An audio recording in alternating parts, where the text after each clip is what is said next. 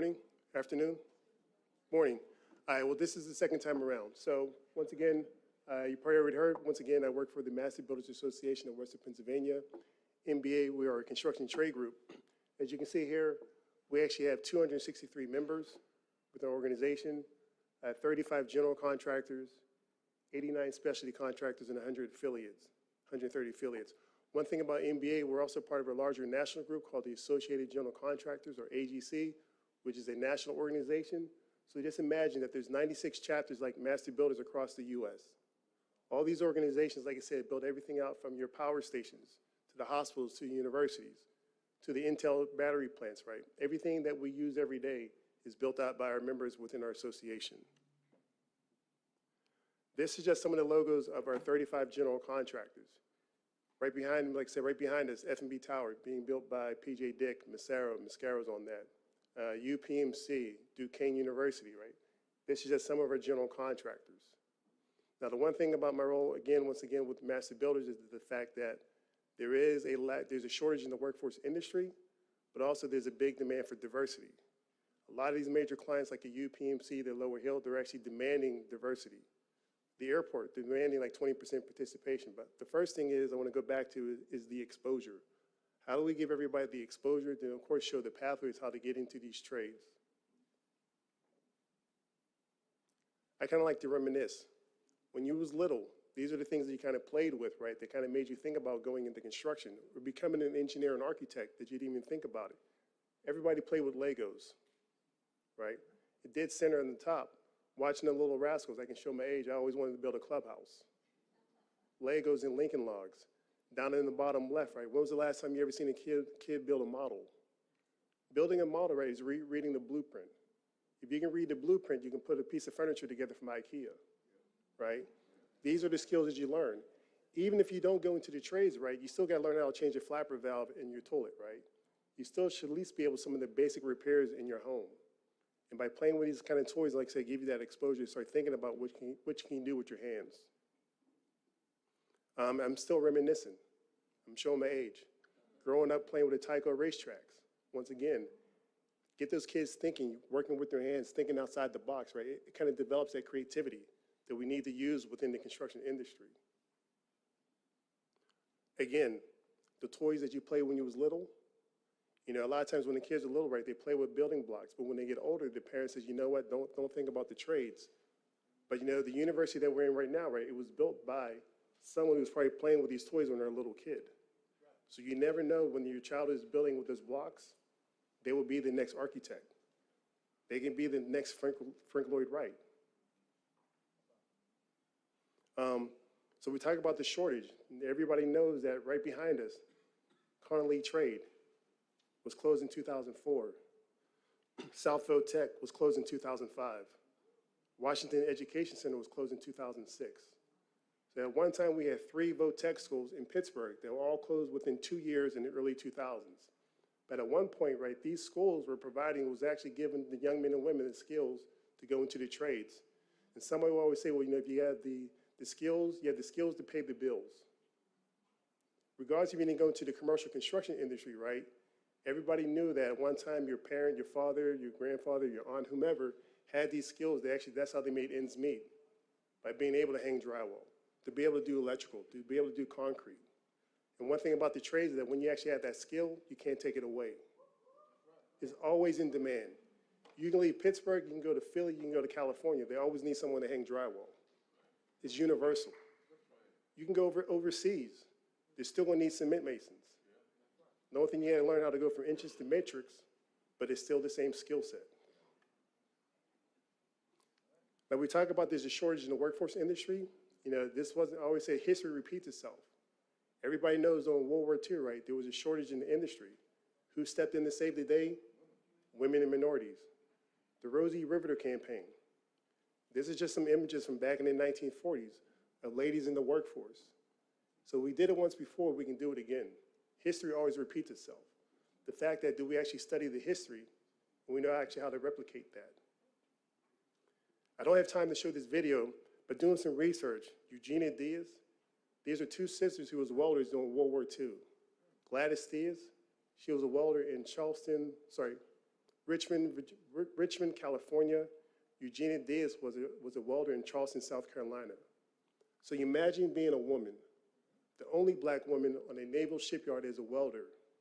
And you talk about overcoming the challenges and the barriers in racism and sexism, what they had to endure.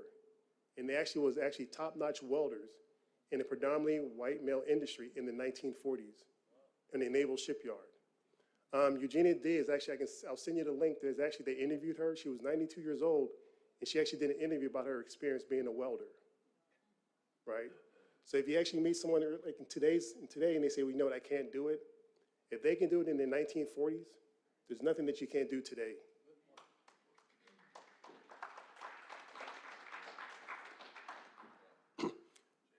We talk about the exposure, right, in the education.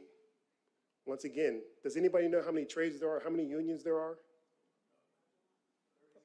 30? I know you know. Oops. We have a technical difficulty. Hold on. I actually have a slide with, is there?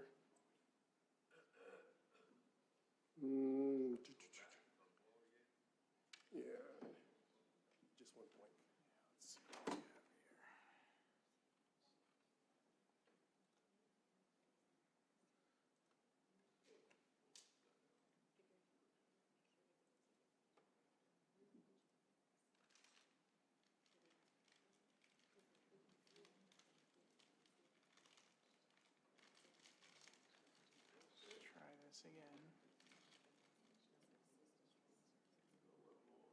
we have here. Let's try this again. What's next? We'll just make sure we're good. Okay. There we go. Sorry about that. No problem. So there's 16. These are the 16 unions in Western Pennsylvania. All these trades have anything from a 3 to a 5-year apprenticeship program, which means, of course, you get into the program, they put you to work, and you come back for training. So there's 16 different opportunities.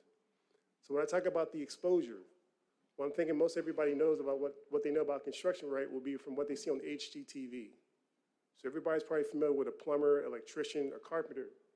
But if you say somebody a steam fitter, everybody will say, well, what's a steam fitter? Or a sheet metal worker, or even a sprinkler. There's a union of individuals that all they do is install and maintain sprinkler systems. So once again, it's the exposure. We've been denied these opportunities because we've never been educated and exposed to these opportunities. When I talk about the exposure, we also talk about the money. That's the first thing somebody always asks me, how much do they make? So this is what a carpenter will make as in their first year as going through the 4-year apprenticeship program.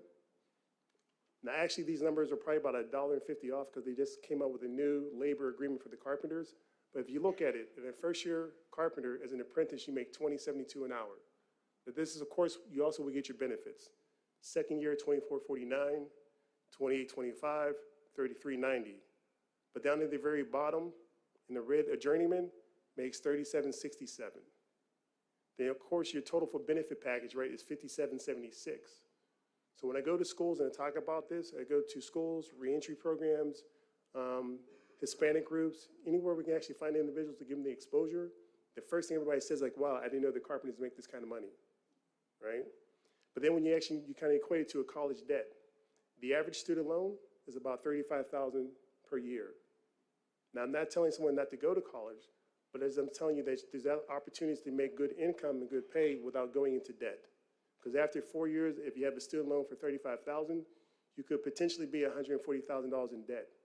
So let's just play the scenario out that we have two high school students at the age of 18.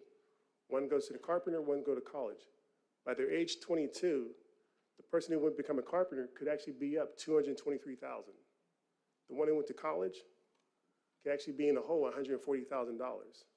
So that could be a difference of $363,000 between two individuals by the age of 18. But now we talk about the student debt. I know some of you in the audience are still paying back your student loan, right? And we didn't even start talking about if you went back to get your master's. But if you take the $140,000 and kind of compare it to a mortgage, you'll see down in the very bottom, if you had a $140,000 mortgage at 4.4% interest rate for 30 years, you'll be paying $700 a month. But we know that no one doesn't pay that kind of money. The average student loan repayment is probably about $200 to $300 per month. So if it took 30 years at $700 a month, and you was paying $300, how long would that take?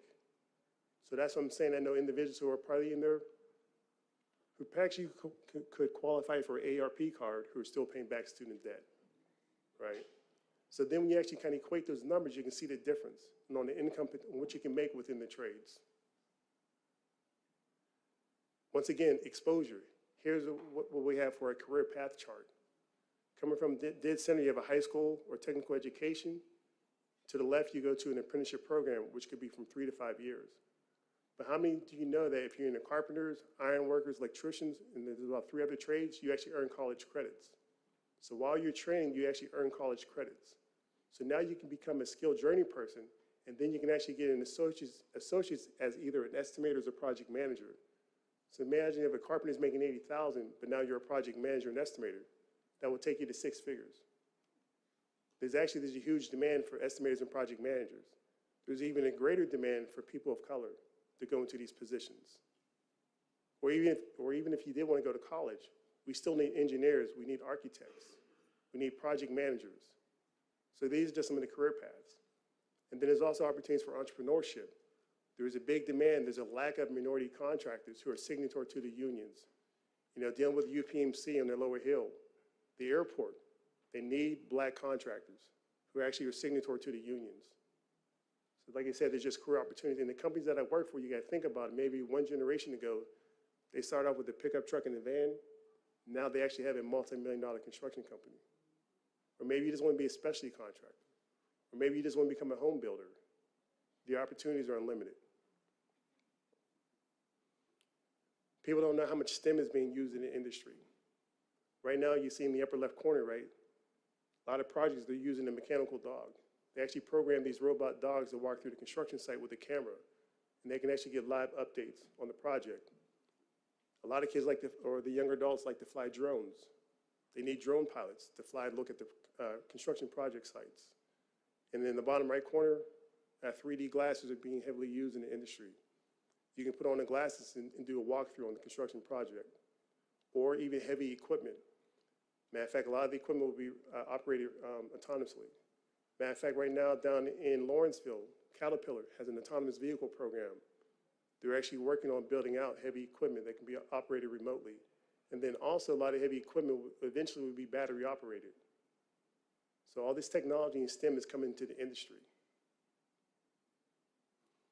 This is something that's real life that just happened recently. When I talked to high school students, we was at Westinghouse, and the young man said that if he becomes a carpenter, he wants to buy a Dodge Hellcat SRT. It's about an $80,000 vehicle. But we know that between the Hill District, Homewood, Hazelwood, all of our neighborhoods, there's vacant properties everywhere. So what I tell the young adults is, you know what? Don't go out and buy that car. Don't buy a house. Buy a duplex or anything from a 2-unit to a 4-unit. Since you're a carpenter or plumber, you can do most of the repairs yourself. So you buy that property, you fix it up, you're working with other skilled workers so you can repair that, because usually your biggest expense is the rehab. You move in that 1 unit, rent out the other units. Now actually when you get done with that project, right, now you have equity. But since you're living rent-free, what do you do with the extra cash flow? Well, do you get a term life or do you get a whole life insurance policy? You get yourself a whole life policy. You can actually invest your extra money into stocks and bonds. That's how you start creating generational wealth. Because now if you did this plan, by the time you're 22, you can actually have a multi-unit, living rent-free, with a home equity line of credit, with a whole life policy. Now by the time you're age 30, you have a property that can be used for collateral. You have a life insurance policy, and you have stocks. Now you actually have collateral to go get a loan if you want to start your own business, right? All just because you went into the trades. In the bottom corner, I have a minivan. And the kids ask me, well, why do you have the minivan? I said, that's your money maker. You can easily Google, how do you find a minivan, like best minivans for under $5,000? You take out the second and third row seat, you put a platform, as long as you can put a 4x8 sheet of drywall on there, that's your money maker, right? So many kids want to go out and get a brand new F-150, which is about $70,000, $80,000. Get yourself a $5,000 minivan. That's your moneymaker, right? That's how you really start making wealth. The way you stop gentrification, right, is by ownership. If you buy back the land, you can't be displaced, right?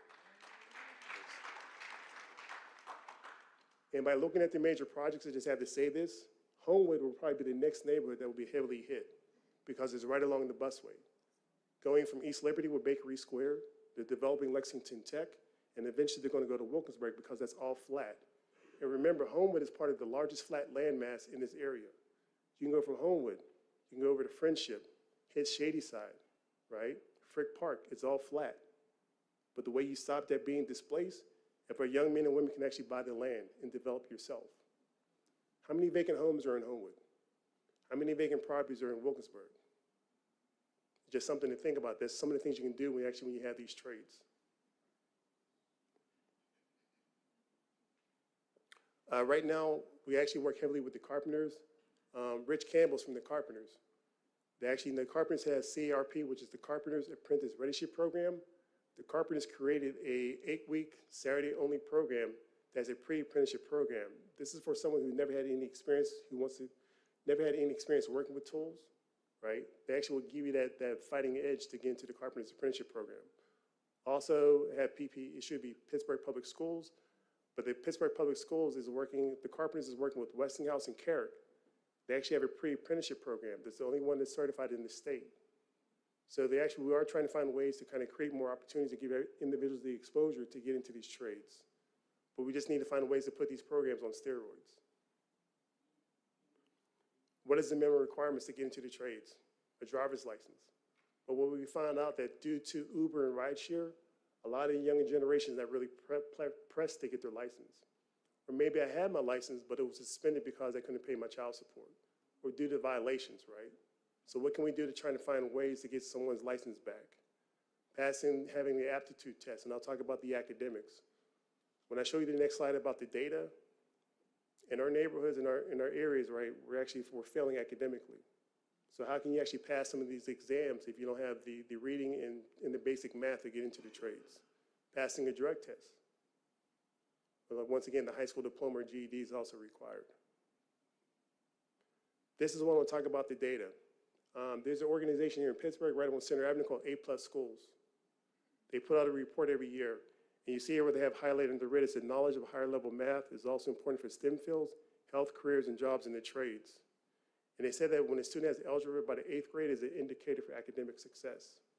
And please, just like I said, go to A+ Schools. You can pull down this report and you can look at the data yourself. For our community, 16% of our students is taking math by the 8th grade. You can see that whites is at 41%, Hispanic 21, Asian at 47%. So what can we do to actually address these academic hurdles that we have to overcome? Here's another report I pulled down from a group called School Digger.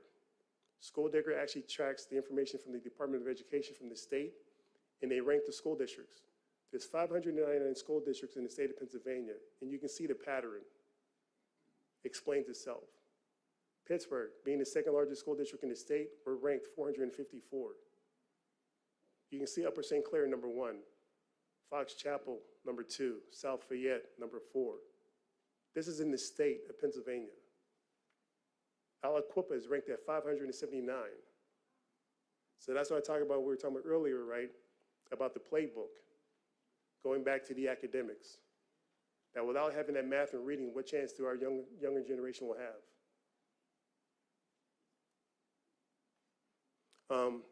You can't make someone hungry.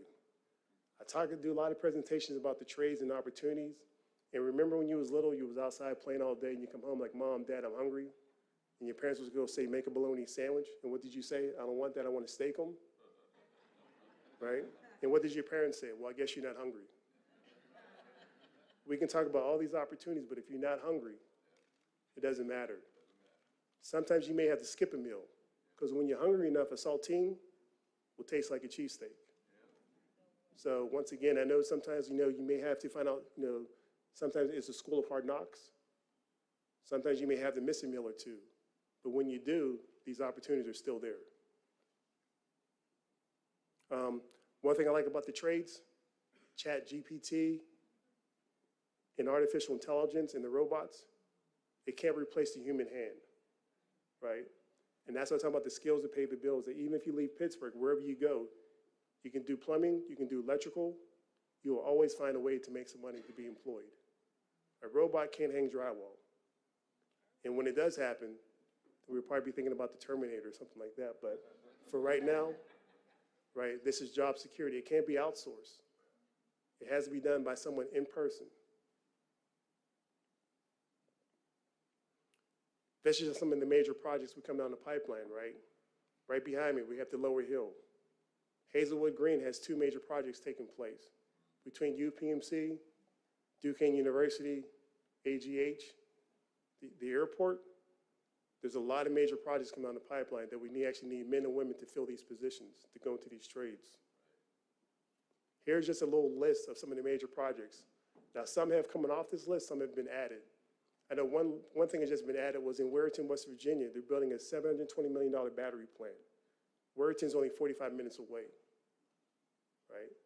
That's a part of the reason why we have such a shortage, because due to the fact that this investment in public education, when I say public education, but with those VOTEC schools and exposure and early retirement to the COVID, there's a huge gap in the industry. Not just in Pittsburgh, but the same thing from Pittsburgh, from the East Coast to the West Coast, we have the same challenges within the workforce. One of the statements I like by Marion Elderman, you can't be what you can't see. And that's why I go back again to the exposure. Matter of fact, in the booklet on the 3rd page in the booklet, we actually have a listing. We're coming out with a new campaign called Build WPA. The goal is to have this poster in all the schools, from barbershops to a jitney station, wherever we have traffic. We want to give everybody that exposure. Because once again, if you never knew about it, you can't even go into the fields. And for the longest, I kind of changed my approach, because before I always used to use the word barrier, but a barrier is an obstacle that completely blocks and prevents progress. Now I just use the word hurdle. A hurdle is an obstacle that can be overcome with effort and skill. So right now we don't have barriers, we just have hurdles, that we need to find a way to get over these hurdles. And once again, going back to our marketing campaign, Build WPA. You know, we want to be able to speak to the counselors, school districts, wherever we can, to give them the exposure so they can direct us, our men and women, to these opportunities to go into the trades. It's almost like our brand new 2023 Rosie Riveter campaign. That's what we're pushing. And here's my contact information. So if you have any organization, any way we can kind of network to promote these opportunities, please give me a call. I bring out the carpenters, the plumbers, electricians. We can do tours of all the other facilities out there, and we can start creating some pathways. Okay. Thank you.